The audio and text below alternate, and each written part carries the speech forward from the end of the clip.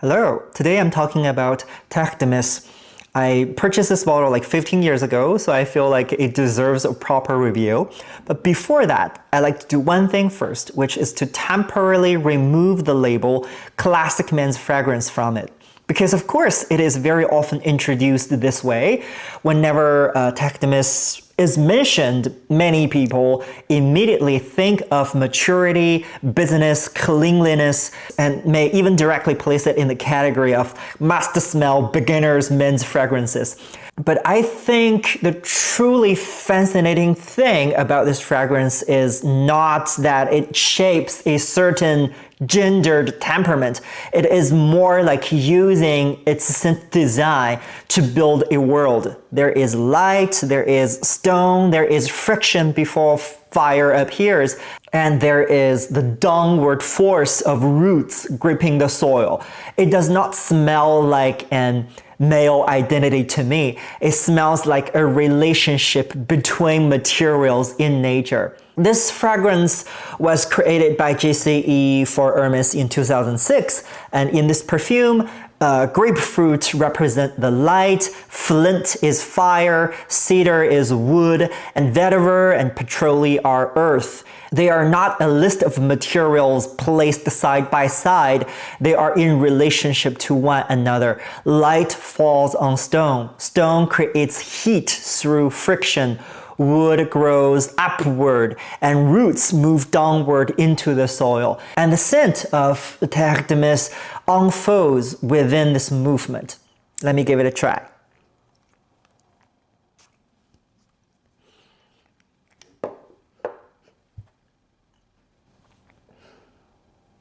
What appears first is grapefruit, but this grapefruit is not treated as a sweet fruit. It does not have that juicy, pleasing brightness of juice. It is closer to grapefruit peel, a little sharp, a little cold, and also slightly dried by the sun. So I understand it as the representation of the light.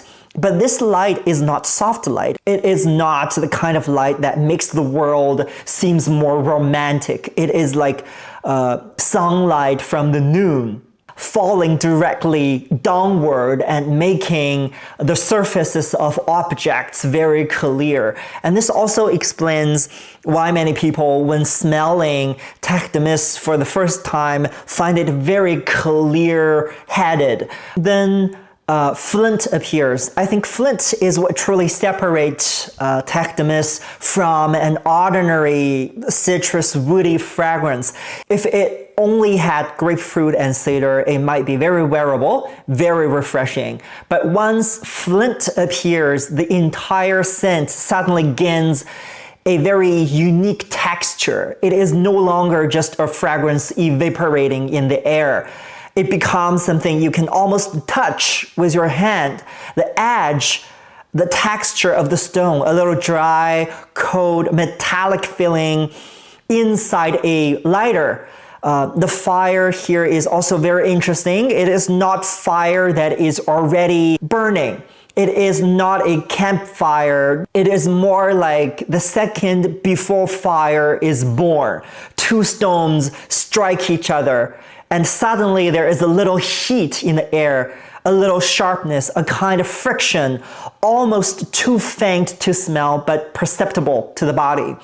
And this is the mineral quality of Terre de Mist. It writes the harder part of nature. Stone, gravel, the surface of the earth, dryness from the air. It reminds you that the earth is not always something gently support human being. The earth also has edges, density, and a side that does not yield to human beings. Later, cedar slowly steps forward. The cedar here is not a dense forest. It does not have much grainness. It is dry and very straightforward. It is like a tree trunk, but also like beams and pillars in architecture. It gives the fragrance a vertical skeleton. If grapefruit provides light and flint provides friction and imagination about fire, then the cedar provides this vertical structure. In the later stages, the vetiver and patchouli started to appear, and they do not give a muddy feeling, but a sense of roots. It is dry, bitter, with a little herbal quality and the shadow of the soil. Patchouli makes this soil a little deeper, a little darker. It does not become a damp basement, and it does not become a heavy earth scent. It is more like a piece of sun-dried land with dust on the surface and roots underneath. To me, this fragrance describes a downward movement. At first, there is light, the brightness of citrus. Then there is stone, friction, heat. Then comes the upright structure of wood. Finally, it goes down to the roots and the soil. It falls from the air layer by layer, moving closer to the ground. And this is also why I feel like it should not only be discussed as a men's fragrance, because does stone have a gender? Does wood have a gender? Do grapefruit, dust, sunlight, and flint have gender? And of course not. But the perfume industry has for a very long time trained us to read scent through gender imagination. We mistakenly believe that certain olfactory qualities naturally belong to a certain gender.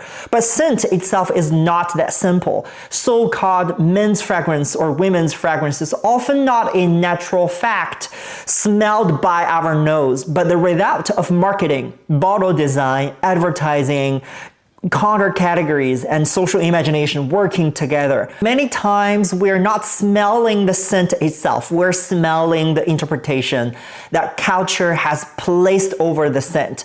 And to me, Tactimus is very suitable for opening up our olfactory experiences. It has clearly been fixed by the market and by public discussion as a classic men's fragrance. But what truly works inside this bottle, to me, is actually much more interesting than gender expectation. Light, fire, wood, earth, these natural elements existed way before human invented modern fragrance categories. They do not exist to serve a particular persona. They are the materials of the world itself. So when I smell Tactimus, I do not first think of a person, of a man in a business suit. I think of the relationship between our human skin and ground, the nature. It gives our body the weight. It preserves a kind of material dignity.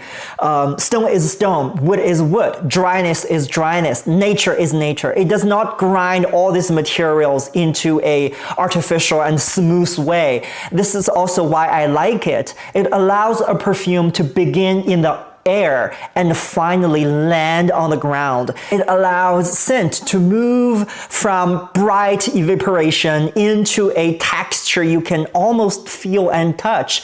Light falls downward, stone heats up, wood stands upright, roots moved on, and the body finally has weight through this brief interaction with all these materials in this bottle.